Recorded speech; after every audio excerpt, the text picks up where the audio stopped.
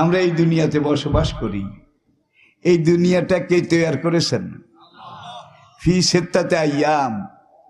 কোরআনে আল্লাহ বলছেন 6 দিনে আমি এই পৃথিবীটা তৈরি করেছি। অথচ এই আল্লাহ ইন্নামা আমরুহু ইজা আরাদা শাইয়ান আইয়াকুলা লাহু কুন। কুন বললে হয়ে যায়। এখন আল্লাহ কুন বলে দুনিয়াটা বোধহয় বানাইতে পারতেন না। জোরে বলেন।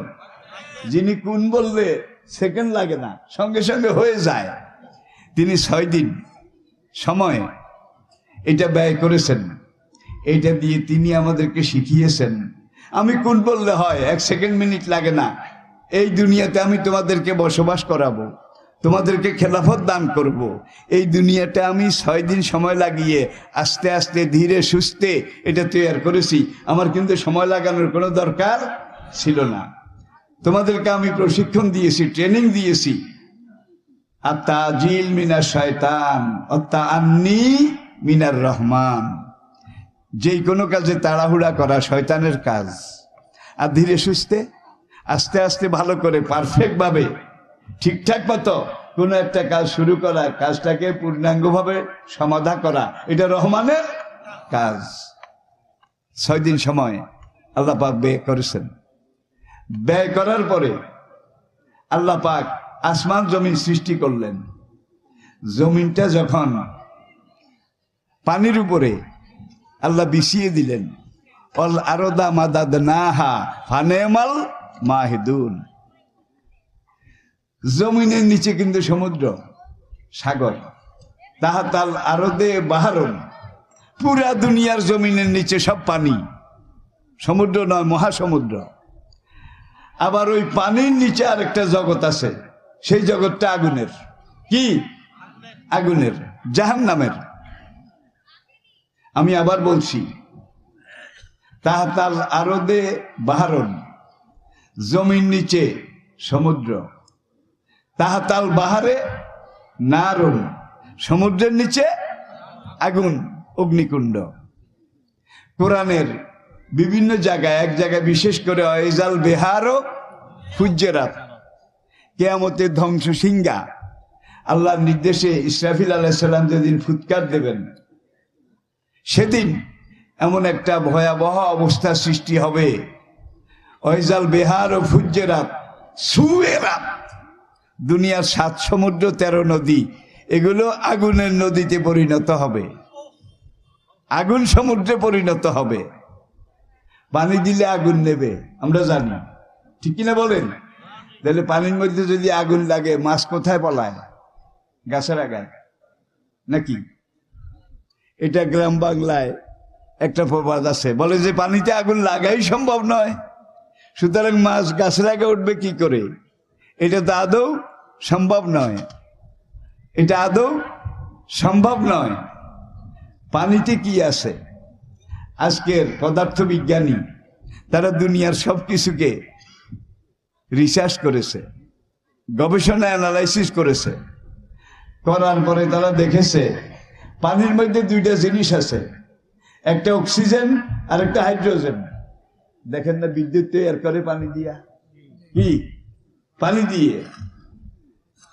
একটা আছে অক্সিজেন, অক্সিজেনটা নিজে জ্বলে, নিজে জ্বলে।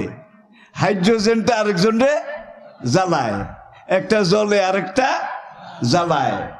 যখন কিয়ামতের জল জ্বলা ভূমিকম্পটা শুরু হয়ে যাবে, তখন পানির নিচে আরেকটা জগৎ আছে, আমি বলছি আগুনের জগৎ। সোভিয়েত ইউনিয়ন বিশাল সুপার পাওয়ার, সেখানে তারা একটা খনি খনন করেছিল 1974-এ শুরু। এটা হলো মানুষের তৈরি দুনিয়ার মধ্যে সবচেয়ে গভীর গর্ত, মানুষের তৈরি গর্ত। জায়গাটার নাম, গর্তটার নাম Kola super deep bore hole. Kola super deep bore hole. সেখানে তারা প্রথম 11 কিলোমিটার গেছে, 11 কিলোমিটার নিচের দিকে। দেখে যে বালি, কাদা, কালো মাটি, সঙ্গে কিছু লোহা, লোহার কণা, এগুলো আছে। আবার নিচের দিকে তারা খনন করতে করতে 11 কিলোমিটার গেল, এখানে দেখে যে মাটি কম, লোহা পাথর এগুলো আছে। তারা এই 11 দুগুণে 22 কিলোমিটার নিচে গেল। নিচে যাওয়ার পরে তারা আরো নিচের দিকে গিয়ে মোট 33 কিলোমিটার গেল, 22 মাইল নিচে। এটারে সোজা করেন, নিচের দিকে 22 মাইল, 33 কিলোমিটার যাওয়ার পরে সেখানে জমিনের শেষ স্তর, একবার শেষ লেয়ার, যেটা দেখতে পেল এটা গ্যালভানাইজ আয়রন, এমন লোহা দিয়ে তৈরি যেই লোহায় কোনোদিন জঙ্গে ধরে না, মরিচা পড়ে না, এবং এক রকমের মহামূল্যবান পাথর। এই পাথর গলিয়ে ঢালাই এবং গ্যালভানাইজ আয়রনের তৈরি। সেখানে তাপমাত্রা, উত্তাপ, টেম্পারেচার 6000 ডিগ্রি সেলসিয়াস, 6000 ডিগ্রি। 102 জ্বর উঠলে পরনের কাপড় ঠিক থাকে না, কি সে কি কাপড় পরা আছে না উলঙ্গ আছে? 102 জ্বর উঠলে এটার খবর থাকে না। আর 6000 ডিগ্রি টেম্পারেচার যেখানে, তারা সেখানে গিয়ে দেখলো যে জমিনের শেষ যে স্তরটা তারা দেখতে পেয়েছে গ্যালভানাইজ আয়রন আর মহামূল্যবান পাথরের ঢালাই করা, তাপমাত্রা 6000 ডিগ্রি, কিন্তু এটা গরম হয় নাই, এটা গরম হয় নাই, এটা স্বাভাবিক। সেখানে তারা আবার মেশিন নিচের দিকে চালালো, দেখে যে কোনো ড্রিল মেশিন কাজ করে না, কোনো ক্যামেরা সেখানে কাজ করে না, সব মানুষের তৈরি কলকবজা যন্ত্র সেখানে সারেন্ডার করেছে। তারা উপরে মেসেজ পাঠালো যে আমরা আর নিচে যেতে পারছি না, তোমরা উপর থেকে আরো শক্তিশালী মেশিন পাঠাও, শক্তিশালী ড্রিল মেশিন পাঠাও, শক্তিশালী মুভিং ক্যামেরা পাঠাও। উপর থেকে এগুলা পাঠানো হলো। সেখানে তারা আবার এই ড্রিল মেশিন লাগালো, মুভিং ক্যামেরা এটা ফিট করলো। যখন মেশিন স্টার্ট দিল তখন তারা সেখানে শুনলো কোটি কোটি কোটি কোটি অনন্ত কোটি মানুষের কান্না, চিৎকার, বাঁচাও বাঁচাও, জ্বলে গেলাম, পুড়ে গেলাম, একটু পানি দাও, একটু খানা দাও। 16 জন বিজ্ঞানী ছিল, তারা সবাই কিন্তু নাস্তিক, আল্লাহ মানে না, পরকাল মানে না, রাসূল মানে না, সব নাস্তিক। রাশিয়া তো সোভিয়েত ইউনিয়নের কথা বলছি, সেই নাস্তিক মৃত্তিকা বিজ্ঞানী, তারা সেখানে এই চিৎকার। মুভিং ক্যামেরাতে কিছু ছবিও আসলো কিভাবে আগুন জ্বলে, আর এক জায়গা দিয়ে একটা ছিদ্র নিজে নিজে সৃষ্টি হলো, সেই ছিদ্রটা দিয়া সালফার, গন্ধক, পুরানো গোস্ত পোড়া, কিম্বুদকি মাখা দুর্গন্ধ শুধু উঠে। আর উত্তাপ 6000 সেলসিয়াসেরও আরো কয়েক গুণ বেশি তাপমাত্রা এইভাবে গোল গোল করে উপরের দিকে উঠে। 4 জন বিজ্ঞানী সেখানে হার্ট ফেল করেছে। বাকিরা বলে আমরা নাস্তিক, আমরা আখেরাত পরকাল বিশ্বাস করি না। কিন্তু আজকে 22 কিলোমিটার মাটির গভীরে, 22 কিলোমিটার মাটির গভীরে কলসুপার ডিপ বোর হলের এখানে এসে আমরা মেশিন এবং ক্যামেরা লাগিয়ে যেই চিৎকার, যেই কান্না, যেই হাহাকার, রোদন, বিলাপ শুনতে পেয়েছি, এটা মুসলমানের কোরআনের জাহান্নামের কান্না, এটা সিজ্জিনের কান্না, এটা অন্য কিছু নয়। তারা, আপনারা জানেন 1991-তে রাশিয়া, সোভিয়েত ইউনিয়ন ভেঙে গেছে, টুকরা টুকরা হয়ে গেছে। তারপরে এখন আছে রাশিয়া, এখন আর সোভিয়েত ইউনিয়ন নাই, রাশিয়া। এইবার বিজ্ঞানীদেরকে যত বলে, বিজ্ঞানীদের মধ্যে মিস্টার দিমেত্রি আজাকভ নাম, তিনি ছিলেন গ্রুপ লিডার, ওই 16 জন বিজ্ঞানীর পরিচালক। তিনি এইবার বললেন যে না, এখানে আর আমার কোনো এক্সপার্ট, কোন ইঞ্জিনিয়ার যাওয়ার সাহস করে না। কেন সাহস করে না? সেখানে গেলে নরকের কান্না শোনা যায়, নরকের কান্না। আমি কি বুঝাতে পেরেছি? ওরা বলে জাহান্নাম, বলে না নরক। এবং মুসলমানদের কোরআনে যে নরকের কথা বলা আছে, ওয়াইন্না কিতাবাল ফুজ্জারে লাফি সিজ্জিন, যে সিজ্জিনের কথা কোরআনে বলা আছে। আমরা পরকাল আখেরাত কিছুই মানি না, কিন্তু এই কান্না কোটি কোটি মানুষের, এই হাহাকার চিৎকার, সালফার, তারপরে গন্ধক, সীসা পোড়া, লোহা পোড়া যেই গন্ধ আসে, নিশ্চয়ই এটা ওই কোরআনের সিজ্জিনের কান্না। এখানে মানুষের আত্মা, তাদেরকে আগুনে জ্বালানো হচ্ছে, পাপীদের রূহ। আমি শুরুতেই বলেছি, নামাজি, রোজাদার, দিনদার, তাদের রূহ কবজ হওয়ার পরে কোথায় গেছে? ইল্লিনে। বেনামাজি, বেরোজদারি, ফাসেক, ফুজ্জার, অবিশ্বাসী, ধর্মহারা, তাদের রূহ মারা যাওয়ার পরে কোথায় গেছে? কাল্লা ইন্না কিতাবাল ফুজ্জারে লাফি সিজ্জিন, তাদের রূহটা সিজ্জিনে গেছে। 1994 সনে যখন কোনো বিজ্ঞানী আর সেখানে ঢুকতে রাজি হলো না, যে আমরা চাকরি ছাড়তে রাজি আছি, না খেয়ে থাকতে রাজি আছি, কিন্তু এই নরকের দুয়ারে আমরা যেতে রাজি নই, তখন রাশিয়ার গভর্নমেন্ট তাদেরকে বলল, তোমরা সাইবেরিয়া অঞ্চলে যাও, তুন্দ্রা অঞ্চল, তুন্দ্রা, একবার রাশিয়ার শেষ উত্তর সীমানা, সেখানে গিয়ে দেখো এই খনিটার লেয়ার সেখানে পাওয়া যায় কিনা। তারা সেখানে আবার খনন কার্য, নিচের দিকে যেতে যেতে যেতে 22 কিলোমিটার নিচে গিয়ে পেয়েছে এখানেও সেটা। যত মেশিন লাগায়, যত রকমের তারা প্রচেষ্টা করে, একটা চিৎকার, কোটি কোটি মানুষের কান্না, হাহাকার, বাঁচাও বাঁচাও, জ্বলে গেলাম, পুড়ে গেলাম, একটু পানি দাও, একটু খানা দাও।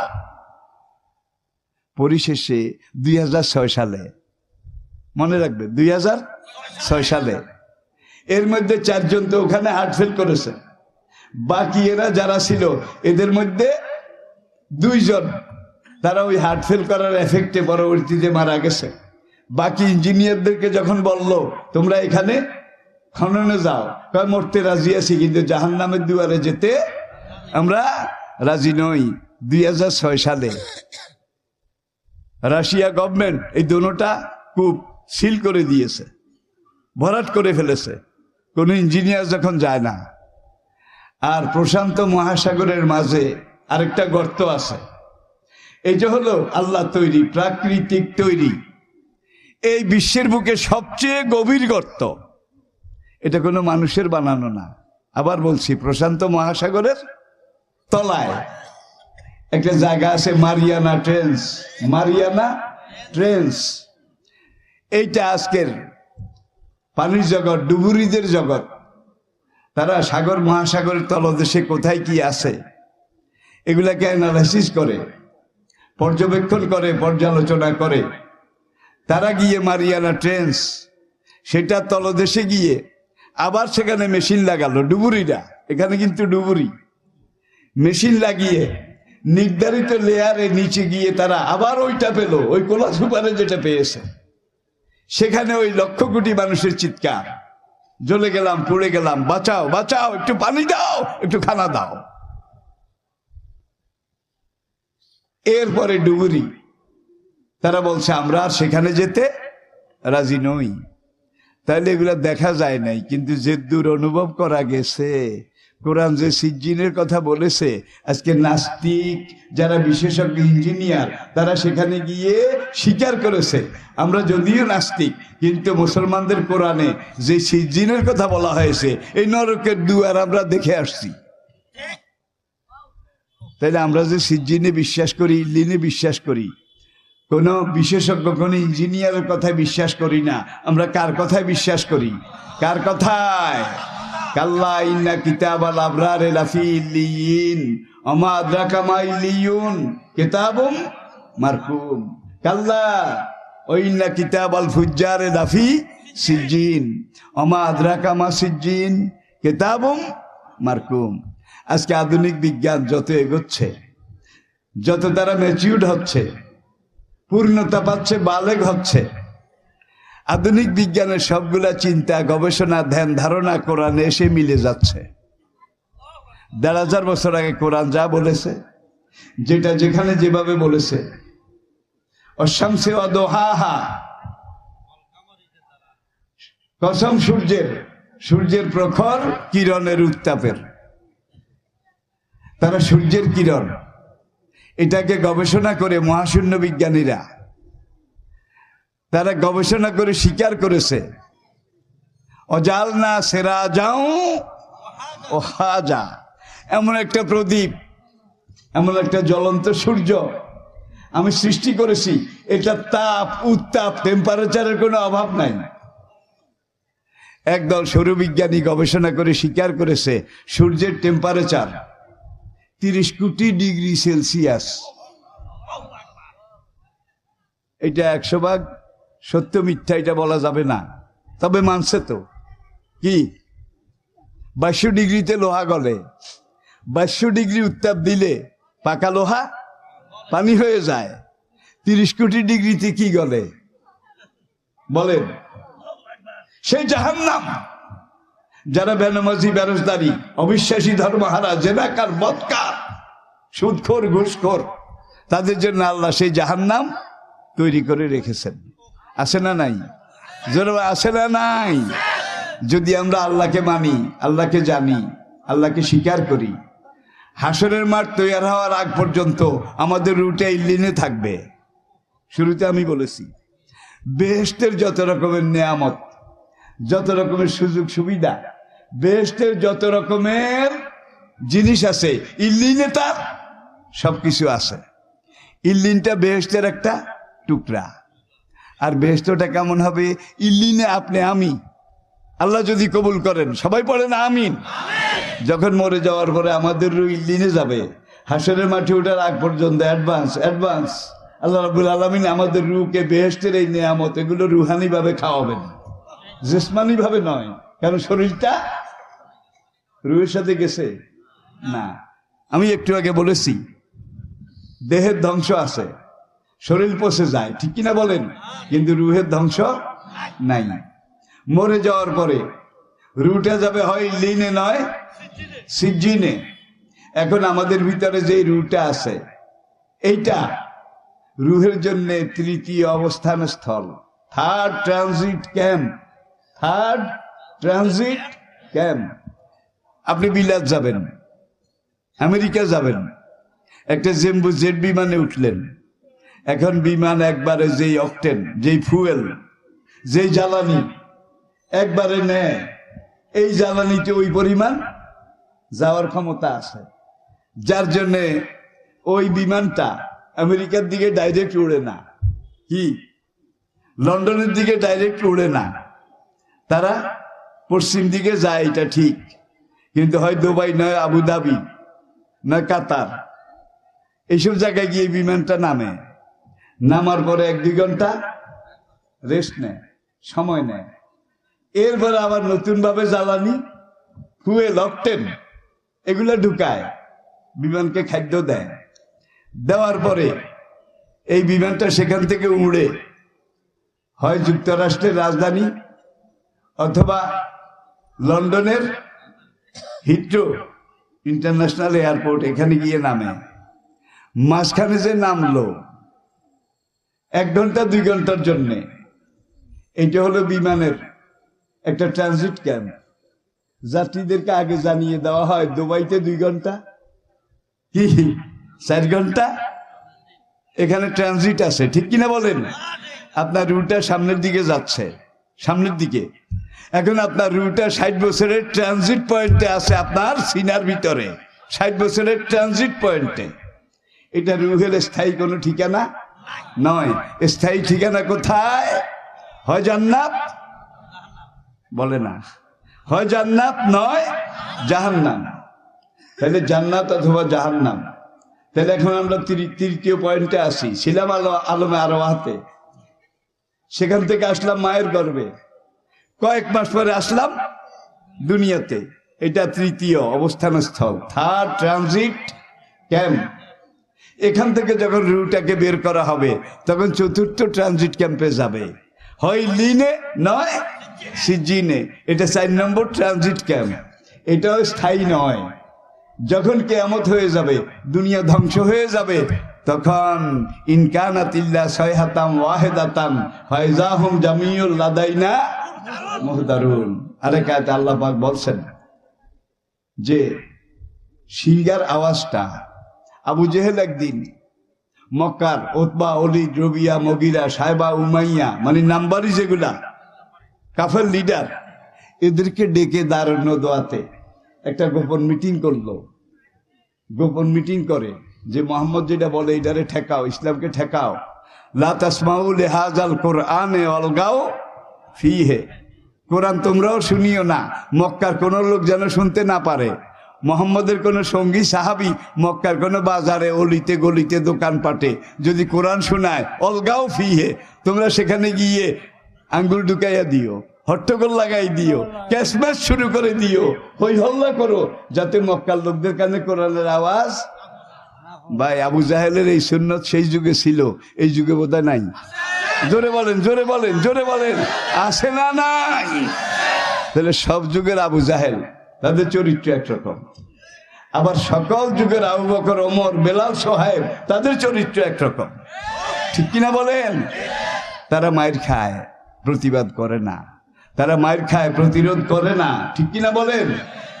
যত সহ্য করবে, আল্লাহ বলছেন আসবেরু অসাবেরু অরাবেতু, আমার পথে যদি অটল অনর অবিচল থাকতে চাও, কিল খাওয়া লাগবে, মায়ের খাওয়া লাগবে, গুতা খাওয়া লাগবে। যদি এগুলা খাইতে পারো তাহলে আগাও, আর যদি না পারো তাহলে ঘরে বসে বসে বলো চাইছিলাম ইসলামের জন্য কিছু করব, ইসলামের পক্ষে একটু কাজ করব, দেশ খারাপ, সময় খারাপ, জান বাঁচান ফরজ। এরকম মুসলমান বোধহয় নাই। জোরে বলেন, জোরে বলেন।